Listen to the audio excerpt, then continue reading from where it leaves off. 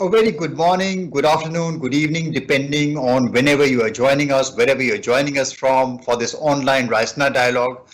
This is a very, very different world we did not imagine when we were hosting this conference last year in January 2020. Welcome to this discussion by a very distinguished panel gathered here. And I want to welcome our eminent panelists, His Excellency Andres Alaman Zavala, Minister of Foreign Affairs, Chile, Ambassador Julian Ventura, former Deputy Minister of Foreign Affairs, Mexico, Excellency Raul Cano Ricciardi, our Vice Minister for Economic Relations and Integration, Paraguay, Ambassador Riva Ganguly Das, Secretary East, Ministry of External Affairs. Their detailed CVs are on our website, so I will not spend time introducing them in greater length. They are well-known personalities all over the world.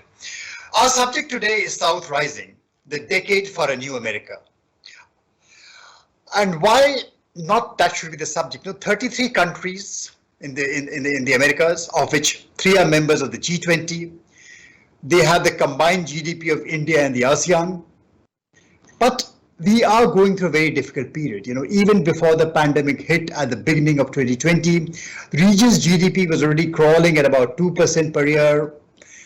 And the pandemic, it seems, threatens to wipe out a decade or more of human and economic development progress. Inequality, lack of cohesion within societies are becoming triggers all over the world for social protest. The question before all of us is, how do we get out of this? How do we build inclusive and cohesive societies post a pandemic that has exposed deep social fractures within all our societies? So let me turn first of all to Minister Alaman. Sir, if you would give your assessment of how you see from Chile, Chile has been having a difficult time. How do you see the situation emerging from Chile? Bueno, thank you very much for this invitation, for participating in this dialogue. As you say, good morning, good evening, good afternoon to everybody that's joining this conversation. Let me start by saying that for many decades, we have believed that the global South is the region of the future. In Asia, South Pacific, Africa, and Latin America, the world have witnessed an important development, improving the living conditions of a large number of people while integrating more and more families into the middle class, providing them with access to education, health, and social security. Also, it's important to know that new global actors are playing an important role in the world arena. And of course, I want to highlight the example of India. When talking about India, we're not just talking about future, but about present. As former President Barack Obama said some years ago, India is not just a rising power, India has already risen. Nonetheless, the projections for the new decade, even before the COVID-19, were not promissory for Latin American countries. There are not secret receipts to achieve development. The key is growth. Then, when we look to our performance during the last 2 decades, we can see that Latin America and the Caribbean has only grown an average of 1.6 yearly. These rates behind Europe and Central Asia, far from the Middle East, even lower than Sub-Saharan Africa, East Asia. And what about India? India, following the figures of the Reserve Bank, is been growing at 11.15 percentage of the during the last years. So before the COVID, the region had some problems in terms of achieving a fast and important growth. So once the pandemic is gone, whenever this is going to happen, what must be done? And I would just want to open the conversation pointing 4 points that from the perspective of Chile are very important. First, I think the temptation of closing our economies may increase. And we think that is wrong. We think differently. We will be persistent in our commitment to free and open trade, especially looking for new partnerships in the South. This is, for instance, one of the main reasons behind our efforts to strengthen and deepen our preferential trade agreement with India, and in addition, to become a dialogue partner of ASEAN from our current position as development partner, while we maintain our will towards a full membership of the TPP-11.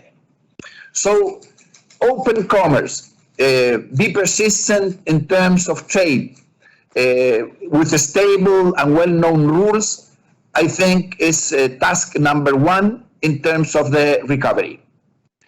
Then, the pandemic has accelerated the uptake of digital solutions, tools and services speeding up the global transition towards a digital economy. And over this last year, we have witnessed how digitalization has allowed for telemedicine, teleworking, and online education services to now be delivered digitally. We really think this is a second very important trend we must achieve.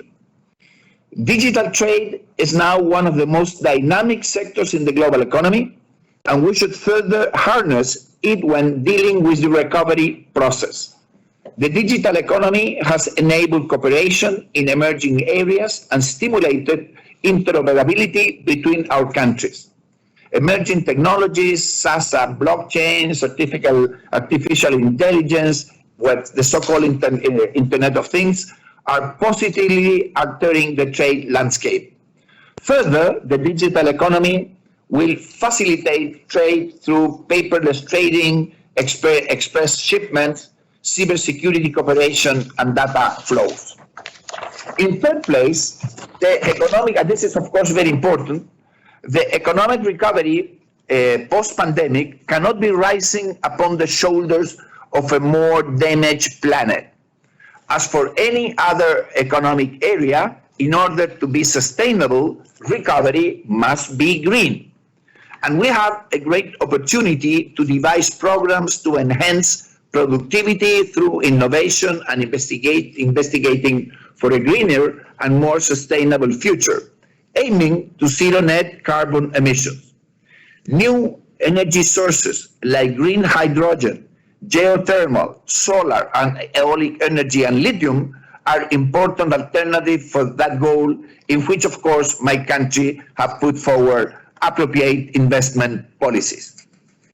Then, and to end this very short presentation, these very short remarks, we must speak about democracy. Being, of course, a good in itself is also related to other relevant benefits.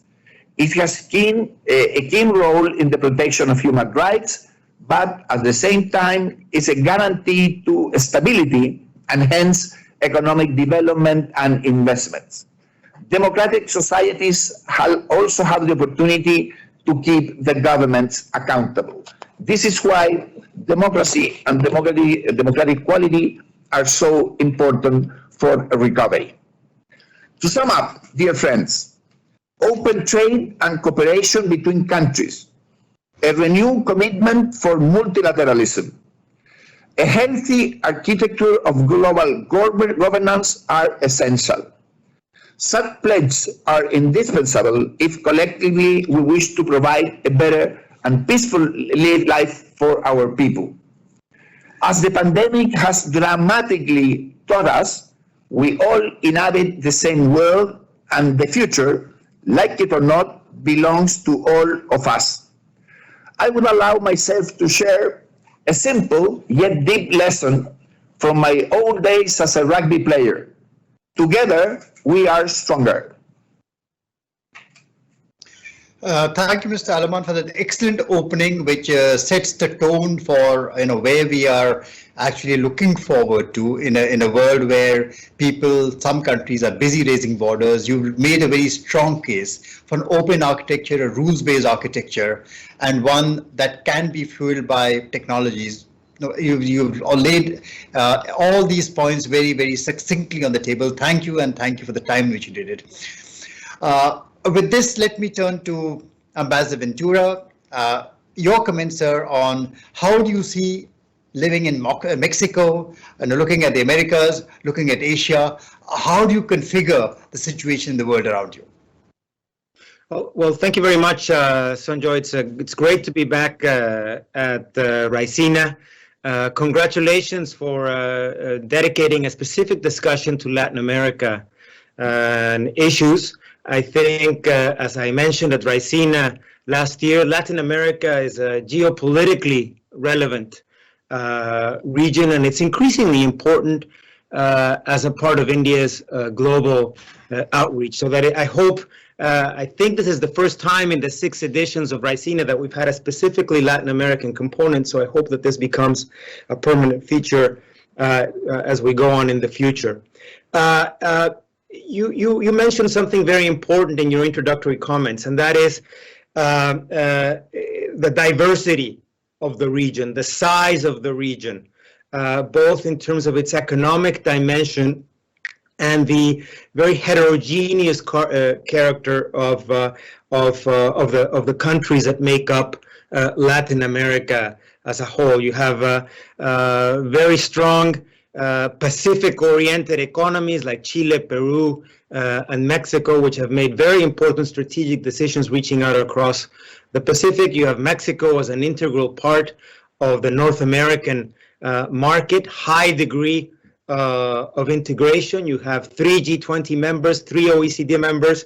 So it's very important to keep that in mind for our viewers to understand that there is not necessarily a one-size-fits-all global strategy, especially as we face this very big challenge related to the pandemic. However, there are common challenges. You mentioned the tremendous impact that the pandemic has had on key indicators in Latin America. We have suffered very important setbacks in employment, in present and future growth, how long it's going to take us to go back to a growth trajectory, structural issues related to inequality. And I think that regardless of the level of development of any society, the big challenge that we all have around the world is delivering results for our citizens. And inequality and lack of inclusion are the 2 main challenges where every other global component comes in, and we really have to work to come together. So the work is cut out for us as we reach out and as we try to get out of the situation. Minister Alamand has given us a kind of a recipe, a roadmap of what we should be doing to strengthen our position. I would focus on 2 challenges and close with the Asian dimension that you mentioned. A lot of the challenge has to do with internal decisions. What kind of structural decisions all our governments are going to take regarding productivity, regarding public investment, regarding strengthening our public services, education, investing in human capital. We're going to talk a little bit later about innovation, where we have a lot of work to do, but definitely an outward and open look is very important. Mexico is a very Asia-Pacific oriented country. The focus tends to be in China just because of the dimension of the country. But our links with India have strengthened dramatically. Our trade ties have more than tripled over the last decade. Strong relationships in Northeast Asia with Japan and Korea. We are perhaps Latin America's most manufacturing-oriented economy. 80% of manufacturing exports of Latin America are Mexican exports. Plus, there's the added dimension of the North American community. So Mexico, Canada, in that dimension are going to be the first 2 economies that pick up from the massive stimulus package that is working its way down the pipeline in the U.S. In other regions, in other parts of our continent, the driver might be more in the initial phase, the commodity the demand around the world, not only in China, but in other big commodity importers. And I would close with this. Those are very much two needed drivers to get back on the pathway of economic growth and recovery. But to get back to a growth paradigm that is sustainable in the future, we're going to need to go beyond that, make an opportunity out of this crisis, invest in education, invest in innovation, and reach out to like-minded partners to strengthen the multilateral system in that regard. Thank you. Thank you, Ambassador Ventura. Expansions in productivity, the need for innovation, the role of technology, these are all subjects I'll come back to after this round. But let me turn to Ambassador Cano.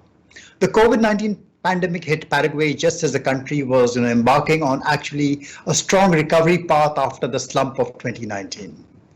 That had nothing to do with Paraguay, but rather things which were happening around it in the bigger world. And COVID has impacted Paraguay's efforts at poverty reduction and inequality. Paraguay is in a different situation from many other countries like Mexico. So how deeply has the country been hit, and what does the road ahead look like? Thank you very much. First of all, we want to thank ORF and the Raisina Dialogue 2021 to be Paraguay invited. It's our first time being joining this dialogue, and we are really delighted to express our opportunity, our view, what we see the development in Latin America. Say first of all, good morning to Chancellor, Minister of Foreign Affairs Andrés Alamán. Good morning to Julián Ventura, former Deputy Minister of Foreign Affairs of Mexico. And of course, good morning to the moderator, Sanjoy Joshi, and Madame Riva from the Ministry of External Affairs of India. There is no magic glue to receive to bind the whole continent together. However, we can be embarked in a several integration process in which we agree, free up trade, and integrate our economy. The most important example in the south of Latin America is the LAIA, Latin American Integration Association, which is an umbrella for our integration process named Mercosur, the Pacific Alliance, and the Andean Community, among others. Minister of Foreign Affairs Alamán mentioned that trade is the right path in order to get growth, and then we have to, as well, Julián Ventura has mentioned that there's some internal factor, not only the external factor that we have to do internally in our country, but we agree with them in terms that the trade is one of the good tools in order to get paving the road for development in our country. In the case of Paraguay, to become a hub for global value chain is still a very far way. We are still concentrating in trying to develop our regional value chain, taking advantage that we are surrounded by big market and we have a comparative advantage.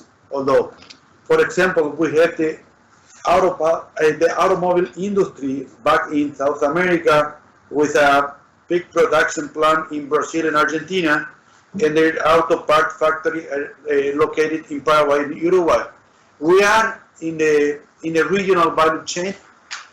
For instance, in terms of the auto part, we import part of it from Chile, the copper, and we're trying to get in the regional value chain, into the regional value chain be the platform to the global value chain.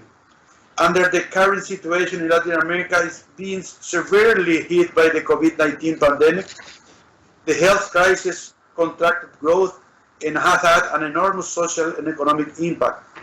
Lower levels of learning and employment are likely to reduce future earnings, while high level of public and private debt may strain the financial sector and a slow recovery. Despite of the economic outlook for Latin America, we expect it to improve this year unless the epidemiologic outbreak occurred. The region is expected to grow by 4.4% in 2021.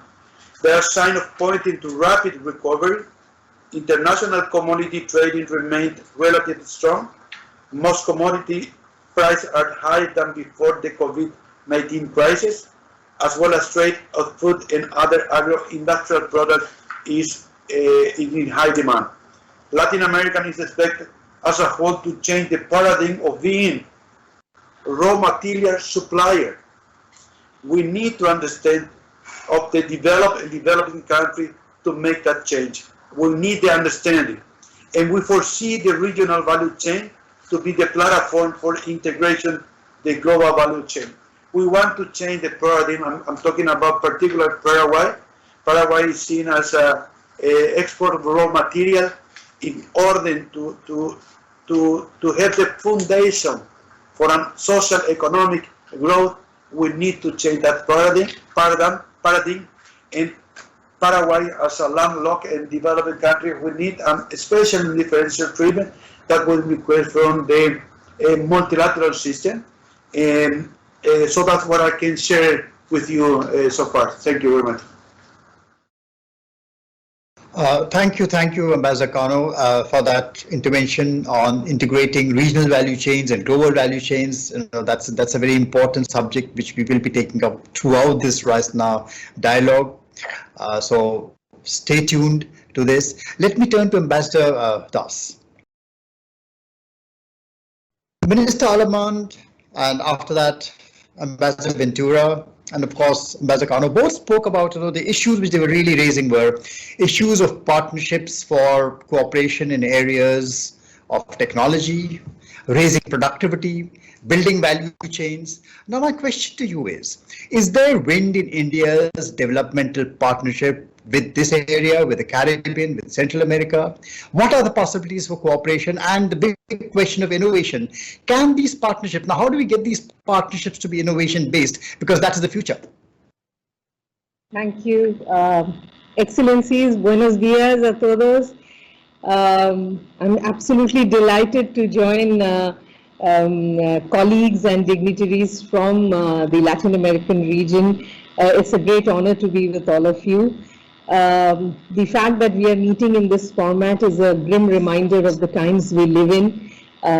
But I must congratulate URF for devoting a full session to Latin America, one of the most dynamic regions of the world, and a region with which our relationship has seen a constant upgradation. And like Mr. Ventura, I would like to recommend that you keep it in every session of Raisina, because I think this is a region which, with which we have an excellent relationship with a lot of potential. You mentioned, Dr. Joshi, about the 33 countries spread over South Central and America and the Caribbean, which is an important focus area for India. We have two strategic partnerships here, one with Brazil, and with Argentina. We have a privileged partnership with Mexico. The 1 million strong Indian diaspora brings us very close to the Caribbean region, which reinforces our historical and cultural linkages. India has, with its, has always stood by the region and has proved to be a credible, reliable, and committed long-time partner of the Latin American and Caribbean region. Political contacts and political interaction is a very important part of bilateral relationships. And Prime Minister has visited Brazil twice. He's visited Argentina and Mexico. President of India has visited 4 countries, and Vice President has visited 5 countries. We were very honored to have the President of Brazil as the chief guest for Republic Day last year, and President of Argentina, Guyana, and Argentina has visited India, and Vice Presidents of Guyana and Suriname. So there have been quite a lot of visits. India also engages very actively with some of the regional groupings, the Mercosur, the CARICOM, SICA, which is the grouping of the Central American countries, and the Pacific Alliance. The first ever meeting between our Prime Minister and the 14-member Caribbean community actually took place in 2019 on the margins of UNGA. We have not been able to do much since then. And since you mentioned about the development assistance, etc., at this meeting, a $14 million grant was announced for the CARICOM community, and a $150 million line of credit specifically for solar, renewable energy and climate change was also announced. The COVID has, in a sense, been, brought about a level playing field in a sense, because we don't have that mental perception of Latin America being far. Everybody is virtual now. So at that level, there have been a lot of virtual interaction, and External Affairs Minister has spoken to as many as 27 of his colleagues during this period. So we've had 3 joint commissions with Minister with Chile. We had a joint commission which I've also participated in. We've had joint commission with Mexico, and our MOS did a joint commission with Suriname. I will not dwell upon the business part, but I agree that we have seen a huge increase, in a 5-fold increase in business in trade with Latin American countries. But since you mentioned specifically about innovation, etc., so I would like to mention that we've seen a very robust interaction with the region as far as space communications is concerned.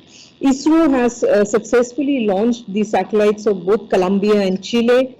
8 countries of the region, Argentina, Brazil, Mexico, Chile, Panama, Bolivia, Colombia and Peru, have participated in ISRO's capacity building program, which is called Unnati is the small form, where on nano satellite development. So this has been, we've covered a very large part of the region on this.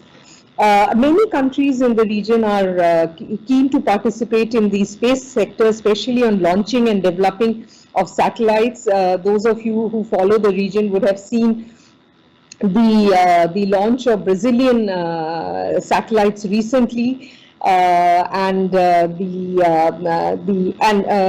we have a very robust interaction with Argentina on Antarctica.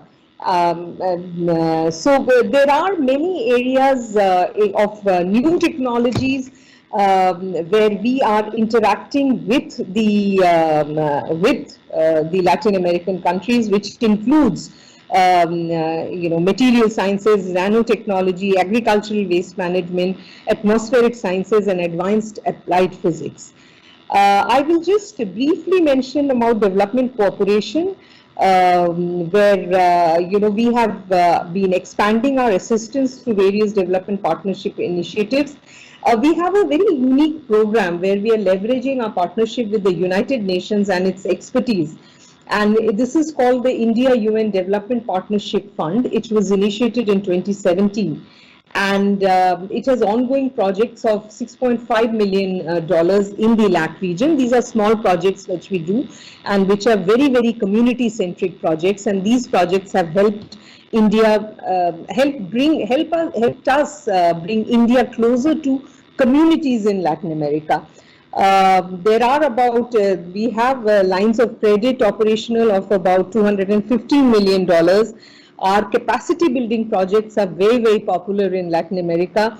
We have set up 6 IT centers in the LAC region in Costa Rica, Bolivia, Guatemala, Belize, Guyana and Honduras. 2 are coming up in Argentina and Uruguay. So overall, I think we are a credible partner in terms of new areas of science, technology, space, etc. And COVID has been a big challenge, but I don't think it has prevented us from moving forward. I'll restrict myself to these comments at this moment. Thank you so much, Ambassador. We finished our first round. Now let me, for the second round, I'm going to be a little provocative. Let me underline a provocative headline written by Ariel Castro Martinez, writing out of Australia in one of his articles. He poses a question, where in the Indo-Pacific is Latin America? It's not even a stone's throw away, it's far, far away. He argues that given a stall, we mentioned the CPTPP, we mentioned the TPP. He says, given a stalled CPTPP, or TPP going nowhere, the signing of the RCEP has geoeconomically narrowed the Indo-Pacific idea into the reality of the Asia-Pacific and sidelined both India and the Americas. Do you agree with that view? And where does that leave the idea of the Pacific Alliance, which Chile, Colombia, Mexico, Peru, and the alliance associates across the Pacific really want to get into? Minister Alaman, what are your views? Let me jump into the floor with this provocative question, no? Okay. Let me say something very, very candidly and very clear. Indo-Pacific is a reality, and you must follow what are the policy strategies of the European Union, of Germany, of the US, even of the Squad, and clearly it's a political, a geographical space, and there's a lot of things that we can do towards this new reality. If you follow the figures between the trade, for instance, between our countries in Latin America, I'm speaking of my country, but it's almost the same situation with the others. In terms of trade towards China and in terms of trade towards India, and there's a huge room for improvement. India is going to become, as you all know, will have the same or even more population than China in the next decade, and there is a growing middle class in India. So there is a lot of room for improvement, not only in commodities, as Julian Ventura said before, but also in terms of food, fruit, all sort of the products that are basically that have an origin in Latin America. Agricultural products have a lot of space to win in this new region, and basically, of course, in India. So I really believe there is a great opportunity that must be seized for our countries. The challenge is for Latin America. India is a huge market, and we are lagging behind in terms of the things that we can do together. And also, let me tell you something also very important. Innovation, technology, there's a lot of things that can be done between India and countries in Latin America. Starting, for instance, with health, that's going to be so important to get rid of this pandemic. Well, India is very well positioned, is very well placed to be some sort of the pharmacy of the world in terms of medical supplies, in terms of medicaments, in terms of all what is needed, not only to face the pandemic, but to be able to have strong health in the world. And then you start opening and thinking in different things, in different alternatives. Energy. For instance, we in Chile, we are pushing forward a very strong strategy towards green hydrogen. As you well know, green hydrogen is going to be the fuel of the future. To be able to have a clean green hydrogen, you need to have renewable energies. And in the region, and specifically in Chile, we have very cheap renewable energies because we have the benefit of solar radiation, and also we have the benefits of very strong winds. So having these renewable energies at place, then you are able to push forward an initiative in terms of green hydrogen. And of course, there is a lot of space for cooperation in that development with India. But also, what I really think is taking in consideration the global role of India. Also, we can think in other sort of links, a better understanding in terms of the multilateral order, or even, for instance, push forward initiatives against the climate change. We in Chile have a close relation, and we want to strengthen the relation with India in terms of what we can do in terms of scientific investigation in Antarctica, as was mentioned. So there is a huge possibilities to enhance the relations, I would say the full relation between India and the region. Simply, we must start working, we must close the ties and be able to push forward these ideas. Thank you so much, Mr. Alaman. Let me turn to Ambassador Ventura. Ambassador, the same theme I'm talking about. We're talking of the Indo-Pacific, the larger alliances. We're talking about the Pacific Alliance. In your view, how successful has Mexico been in developing consensus with other Latin American nations such as Brazil, Argentina, Chile on the larger global issues? And what is it that unites and what is it that divides countries in the region? If you can be short. Yes, in this diversity that we underlined at the beginning, on some issues, there are things that you have more flexible partnerships and alliances to focus on specific challenge. I think that you can speak of Latin America as a whole being bound by a very strong commitment to multilateralism and to strengthening a rules-based international order. And that is something that has served us well over the last few short years, in which unilateralist tendencies and uncertainty were the rules of the game on key issues. So that is something that very rule of law, international law, multilateralist approach that colors what Latin America does in its footprint around the world is a very important factor of cohesion. But at the same time, there are smaller pieces of the puzzle that are practical, that are flexible. The Pacific Alliance is a key element. You have 4 economies that are Latin America's most open economies, who have not only looked out toward the Pacific to build partnerships with various countries in a free trade agenda, but also have recognized that we need to bind each other together by strengthening intra-regional trade, by facilitating movement between our 4 countries. So in a way, the alliance has been a kind of a trendsetter that has pulled along other countries in this idea of making the outward dimension of our role a lever for growth and development.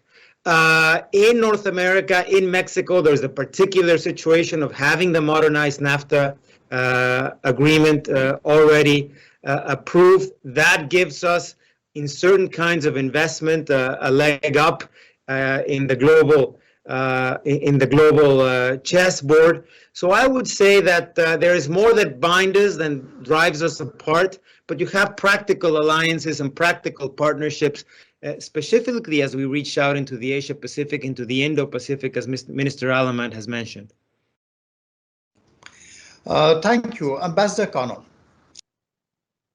So the pandemic, I would say, has put globalization at the crossroads, and you spoke about regional value chains. You spoke about the integration of global value chains. The way I look at it, as nations struggle to tame the beast of this pandemic, many nations at the receiving end who are waiting for supplies of vaccines, which are waiting for supplies of PPE kits, medicines. What determines relationships between nations and regions are going to, these kinds of issues are going to make or mar global alliances? Is that true? And where do you see this going on from here? Definitely, the COVID-19 that we are facing put us, all of the country, in a big challenge. We trust to the multilateral system, to the COVAX instrument, in order to get access to the vaccine. Unfortunately, we just put it left behind. We just received less than 3,000 vaccines so far. We trusted to the multilateral system and we failed to do that. I want to give you a strong thankful, particularly to the government of Chile. They provide us a strong support, providing us 20,000 vaccines for our country. We just finished the vaccine system to the medical system, and we just started today for people for over 85 and plus the regular system. This pandemic gives us a strong opportunity, and we, as well as we wanted to thank to Chile, we want to thank to the government of India through the Serum Institute. We did receive 100,000 vaccine a couple of weeks back. We're expecting to have another 100,000 doses in a couple of weeks, and we're just about to sign a contract with the Serum Institute, hopefully to provide 2 million of vaccine. What I'm trying to stress is that South-South cooperation is a way to move forward in terms of facing this pandemic caused by the COVID-19. And as Andres Alaman, the Minister of Foreign Affairs, mentioned, and as well Mr. Ventura, free trade or trade is a way forward in order to develop our capability. Paraguay, as a member of the Mercosur, we have a PTA agreement with India, but this is we wanted to improve it. We wanted to move forward. We wanted to go on a free trade agreement. We expressed our need. We did receive your request as well, and we want to pave the road in order to have to start a negotiation because we think that the emerging leaders, emerging country leaders in the world is very important to us in order to improve our trade. Trade is a way that we see in order to get to put the solid background in order to have a social and economic development. Thank you, Ambassadors. Let me turn to you now. Yes, we are all battling a pandemic, and as Ambassador Kano, Minister Alaman have pointed out, India has shown the ability, with the strength of its pharmaceutical industry, to reach out with a helping hand far beyond its borders. And the Indian pharmaceutical and healthcare sector has reasonably strong links in the region, but there's a lot of room where more can be done.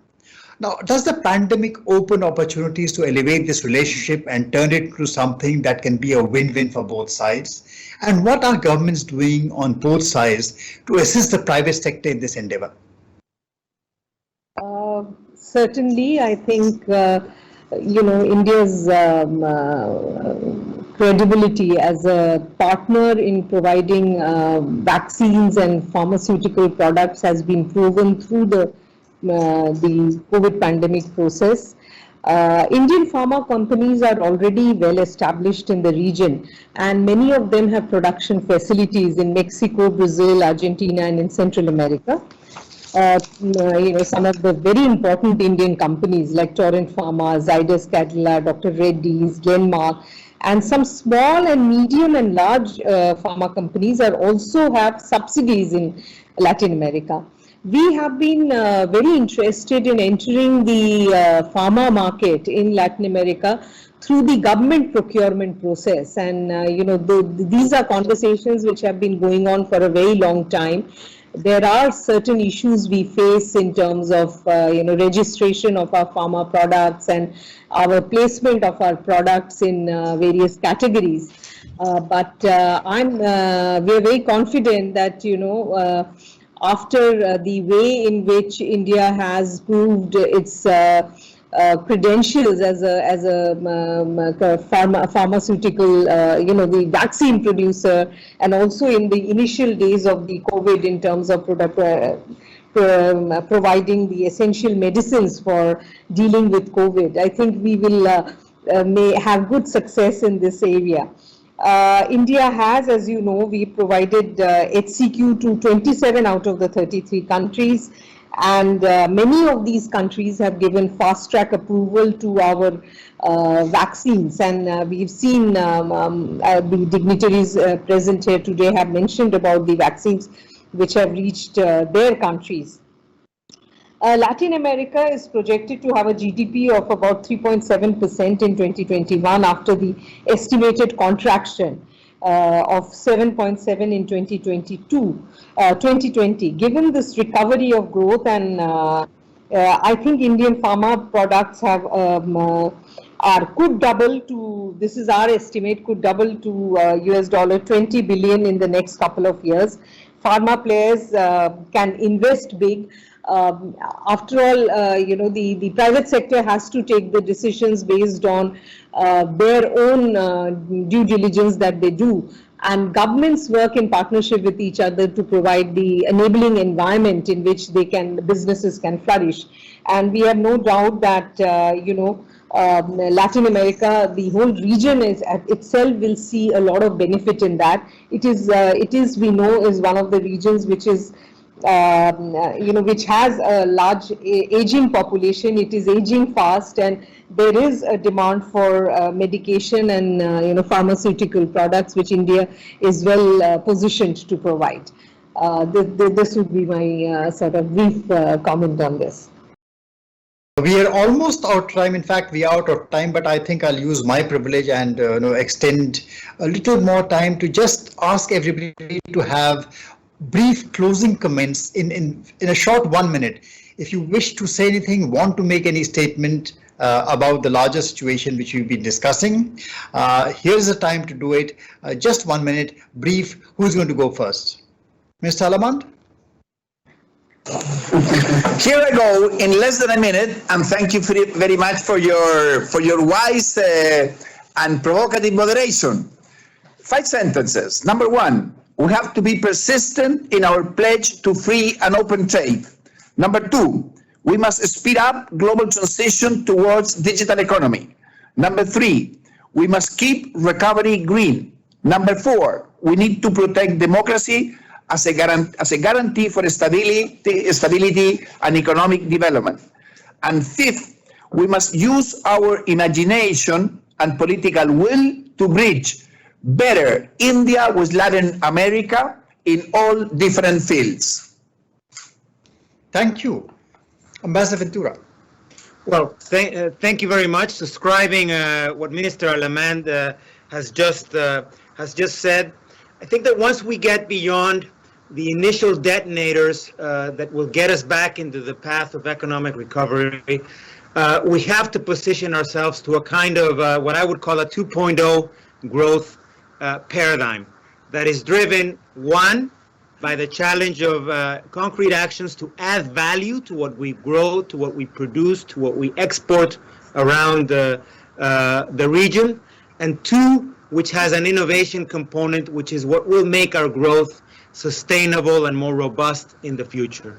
India can play a very important role in this process, in the field of productive investment that adds value. That's the target that we should be working on as we move toward the future. Because of India's weight and because of India's leadership in some of these areas, I think there's no more ideal partnership. We need to take strategic decisions. It's not automatic and it's not short term, but it certainly gives us an objective to work and to look forward to if we both have the political will to work within that framework.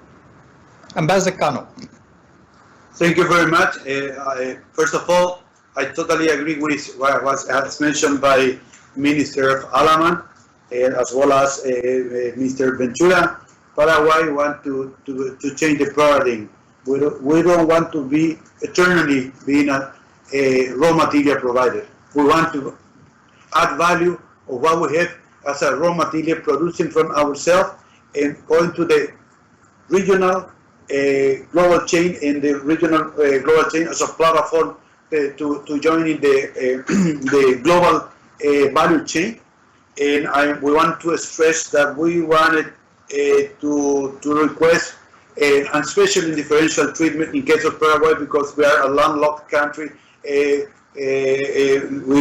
Landlocked country, and we wanted to stress that integration is a way to move forward in order to put a solid ground for a social and development with a social view in terms of giving our citizens the opportunity to have a better life.